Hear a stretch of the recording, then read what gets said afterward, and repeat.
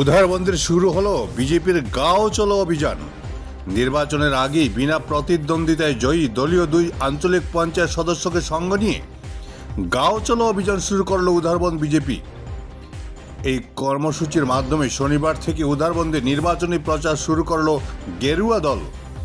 এদিন এই অভিযানের সূচনা করেন বিধায়ক মিহিরকান্তি সোম। উধারবন্দের লারসিং জিপির রাজবংশী পাড়া থেকে গতকাল এই অভিযান শুরু হয় বিজেপির। Bureau report Barak vision. আজকে আমরা ঝাপিরবন এলাকা থেকে উধারবন কনস্টিটিউয়েন্সির পঞ্চায়েত নির্বাচনের প্রস্তুতি আমরা এই বিরাট র্যালির মাধ্যমে শুরু করেছি। এই জায়গার মূল উদ্দেশ্য হচ্ছে মাননীয় প্রাক্তন প্রধানমন্ত্রী ভারতরত্ন অটল বিহারী বাজপেয়ীজির যে স্বপ্ন, পণ্ডিত দীনদয়াল উপাধ্যায়ের যে স্বপ্ন, গ্রাম বাগানকে শহরের সঙ্গে যুক্ত করার যে প্রয়াস এবং গ্রামের যে উন্নয়ন এবং সেই উন্নয়নকে এগিয়ে নেওয়ার জন্য পঞ্চায়েত রাজ যে ব্যবস্থা নেওয়া হয়েছে তাকে আমরা আজকে এখানে শুরুয়াত করেছি।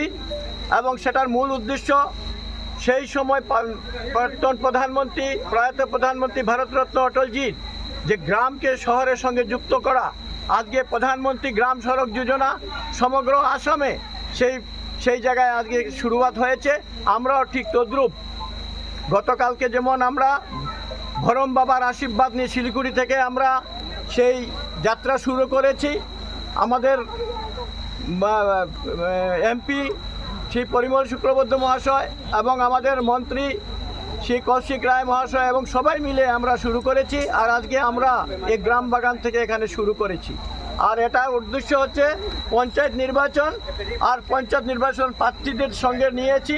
এখানে আমাদের মণ্ডল সভাপতি রয়েছেন উমাশঙ্কর ভট্টাচার্য, সঙ্গে আমাদের জেনারেল সেক্রেটারি এবং আমাদের প্রার্থী যে জেডপিসি প্রার্থী রোহিত সিং, উনি রয়েছেন এখানে। আমার বিনা প্রতিদ্বন্দ্বিতায় যে জয়ী হয়েছেন আমাদের আঞ্চলিক পঞ্চায়েত সদস্য ভারতী